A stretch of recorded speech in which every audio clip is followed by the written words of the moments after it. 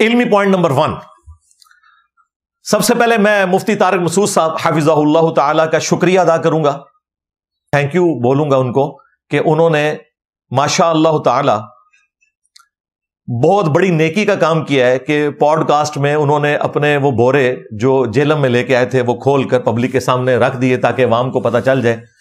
یہ ان کے دلائل ہیں، اور اس میں سب سے بڑی خوبی جس میں سلوٹ کرتا ہوں مفتی صاحب کو کہ انہوں نے کسی بزرگ کی طرف سے جھوٹا دفاع نہیں کیا کہ یہ کتابیں بدل گئی ہیں.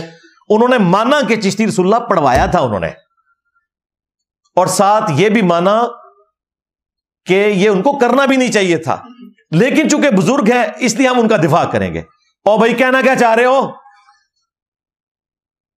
شکر کرو کہ تمہارے سامنے انجینئر محمد علی مرزا ہے، سیدنا عمر فاروق نہیں ہے، ورنہ جواب زبان کی بجائے کسی اور چیز سے ملتا کہ ان بزرگوں کے پیچھے اپنی آخرت کو داؤ پہ لگا رہے ہو. لیکن سلوٹ ہے کہ انہوں نے کوئی مکاری نہیں کی کہ یہ کتابیں بدل گئیں، انہیں پتا تھا کوئی کتابیں نہیں بدلی ہوئی ہیں، لہٰذا ہمارا مقدمہ ایکسپٹ ہو گیا ایٹ لیسٹ ایک بھاری فرقے کے ہاں جن کے ماننے والے کروڑوں کی تعداد میں ہیں دنیا میں، یعنی دیوبند فرقہ، کہ کتابیں کوئی نہیں بدلی، چشتی رسول اللہ پڑھوایا ہوا ہے انہوں نے، کیونکہ تھانوی صاحب نے دفاع کیا ہوا تھا. تو وہ کیسے کہہ سکتے تھے؟ تھانوی صاحب کو تو فوت ہوئے مشکل سے 80 سال ہوئے ہیں، 1944 میں وہ فوت ہوئے ہیں، اور آج ہے 6 اپریل 2025. تو یہ کہہ نہیں سکتے کتابیں بدل گئی ہیں. تو یہ مفتی صاحب کا کریڈٹ ہے، میں ان کا شکریہ ادا کرتا ہوں.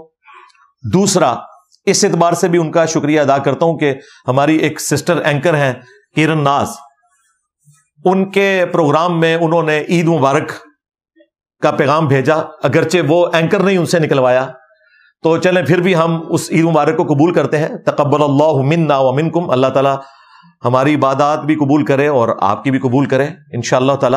باقی وہ کہہ رہے تھے کہ موقع ملا تو انشاءاللہ عید بھی ملیں گے. بالکل جی، آپ نے اگر صرف چائے سموسے کھانے کے لیے آنا ہے، اکیڈمی کے دروازے کھلے ہوئے، مناظروں کے لیے نہیں، چائے سموسے کے لیے جب مرضی. اور چونکہ اب ابتدا آپ کی طرف سے ہوئی ہے، اگرچہ وہ سما ٹی وی کے اینکر کی کنٹریبیوشن ہے، پھر بھی ہم یہ آفر بھی آپ کے لیے رکھیں گے کہ آپ اتوار کے علاوہ بھی کبھی آنا چاہیں، بشرطے کہ رات کو 2-2:30 بجے نہ آئیں، کیونکہ اس وقت تو میں سویا ہوتا ہوں. تو دن کے وقت آئیں، ایڈمن کے تھرو رابطہ کریں انشاءاللہ. جس دن آپ کا دل کرے آپ آنا چاہیں، چائے سموسوں کے لیے، لنچ کے لیے، ڈنر کے لیے، انشاءاللہ ہماری اکیڈمی کے دروازے آپ کے لیے کھلے ہوئے ہیں، آپ آ سکتے ہیں انشاءاللہ تعالی. لیکن وہ چائے سموسوں والی بات ہوگی، اور بہتر یہ ہے کہ نادر علی کو ساتھ لے کر آئیں کہ جو اس سارے معاملے کو انیشیٹ کرنے والے ہیں انشاءاللہ تعالی.